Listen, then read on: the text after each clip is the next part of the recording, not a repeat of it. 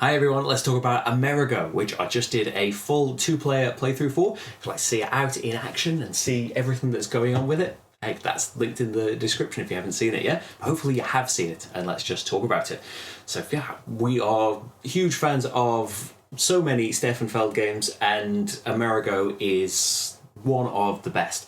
It's kind of stands out for maybe the biggest, gimmicky thing that it's in this great big box for a start, and the cube tower that, if I remember correctly, and this wasn't just apocryphal, that Queen Games had this cube tower for, is it Shogun? And well, kind of like, can people design games involving this because we already have all of this stuff made, and it'd be easy to just make it into another game. And whether that happened or not, I love this cube tower. It's, as I was saying in other Stefan Feld games, that the thing that really sticks in my mind and draws me to these games is the central mechanism that the game is kind of built around. The rest of it, we're discovering islands, we're doing production and all of that. None of that is kind of the key to what is so good about Amerigo. It's the cube tower, the same as it's the windrows in Macau. It's such a strange and unique way of selecting the actions that we have all of these action cubes that get dropped in the tower to begin with, and the tower has all of these various little ledges inside it that are designed to trap some cubes, and just a random amount of them. And then every phase of the round we drop that in, and we are hopefully going to get a random assortment of cubes. Likely that the majority is going to be the phase that we're in. The colour that's got the most cubes out, that's how many action points we get. All of the colours that are out are your options for actions. So it's entirely down to the cube tower itself. You do have, you can see how many cubes are out there. You have some kind of idea that, well, there's only 2 green cubes out here, so there's a really good chance that more are going to keep coming out throughout these different phases. You've got that kind of knowledge, but it is, it's all up to that cube tower of what it wants to hold and let out. But it's so fantastic for being unpredictable, that just because it's the cannons phase and you don't have to care about cannons because you can be building or you can be making progress instead.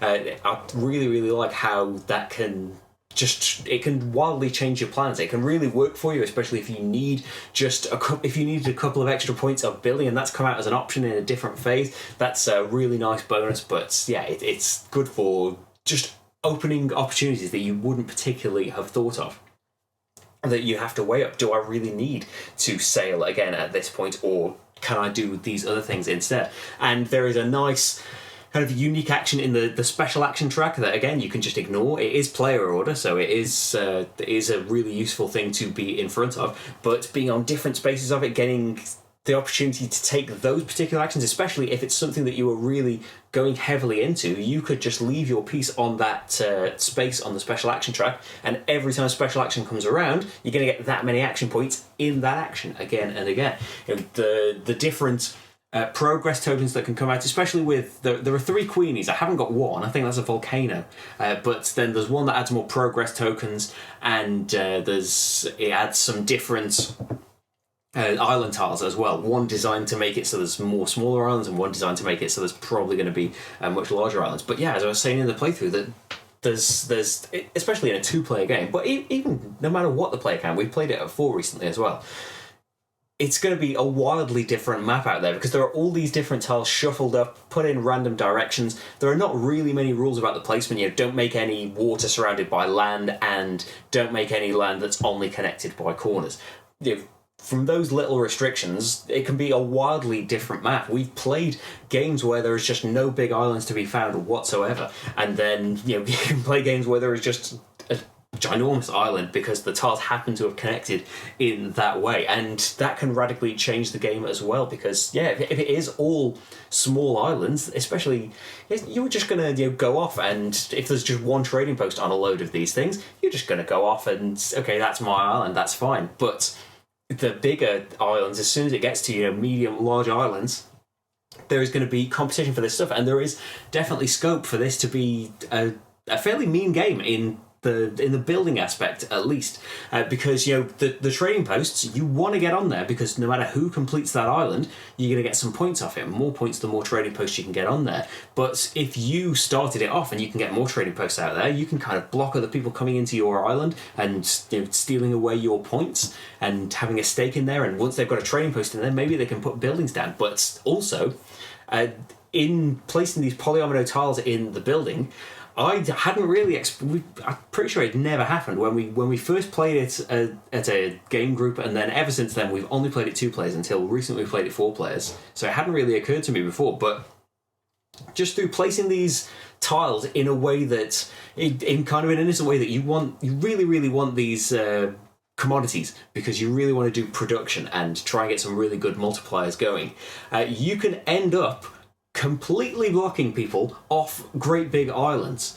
And that is a cool thing in the game. That's going to be a huge bonus for people. Like, I don't want to play like that. I think I was the kind of instigator of doing things like that, just because I was kind of tunnel visioning on particular commodities and seeing that, I've just kind of frozen people out of this. And yeah, you can, if you're not careful, you want to get a trading post out and you want to try and get some pieces down, because you have to trace a path from neutral pieces or your pieces back to a trading post for you to be able to build anywhere. Someone could just kind of put their building piece in front of your trading post and completely freeze you out. So that's definitely a factor, depending on the player count and the people that you're playing with. It has the potential to have some meanness in it. But generally, in all the other plays that we've had of it, it's never been like that, and never really occurred to me that it would be like that. But I suppose any kind of communal board where we're all building and we want to be the person to complete this thing, we want to be the person to get the commodities, that's going to be a factor. The commodities, I would say, are a bigger deal, I think. Again, that's going to depend on the size of the islands that come out, but I feel like there's a bigger potential for them with a higher player count, because if you can be that person that is just kind of sneakily getting these things away and managing to get a load of action points in the production phase as well, where you can basically, you start off with 1 production, and then every production token you get on there is 1 extra production. You multiply that by the number of commodities, you can be getting incredible numbers of points from those. But it's kind of we saw this when we played Trajan as well. You can't really let one person get away with all of this. Once you see someone trying to accumulate these commodities and things, you need to do something about it. Like, you can't let someone just, spoilers maybe for the playthrough, you can't let someone just take control of all of the big islands on the map, because they're going to get the massive points for building the whatever piece they've got on there. Even if it's smaller pieces, they're going to get the high number of points for it and get treasure chests and stuff. There's that will give you more gold. There's plenty of opportunities to get gold.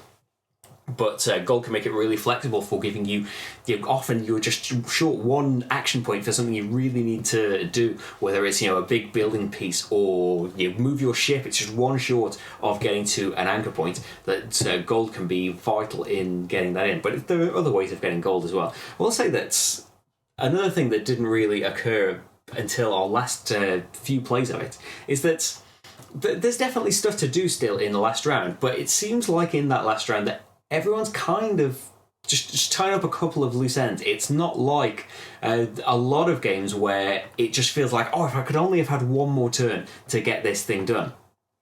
I don't know if this is a universal experience in Amerigo, but it kind of feels like, I'm ready for it to have ended. If it had ended maybe the second to last round, I would have been like, if only I could have done this 1 more thing. But it seems like you can kind of get to the end of the progress tracks, and that by the last round there's no point shipping because all of the islands are blocked off. But I guess that depends on your play style and how many islands have come out and all of that stuff. But anyway, watch the playthrough and see if it will be a game for you. I'm going to go now. Thanks for watching, everyone. I'll see you for the next game. Bye.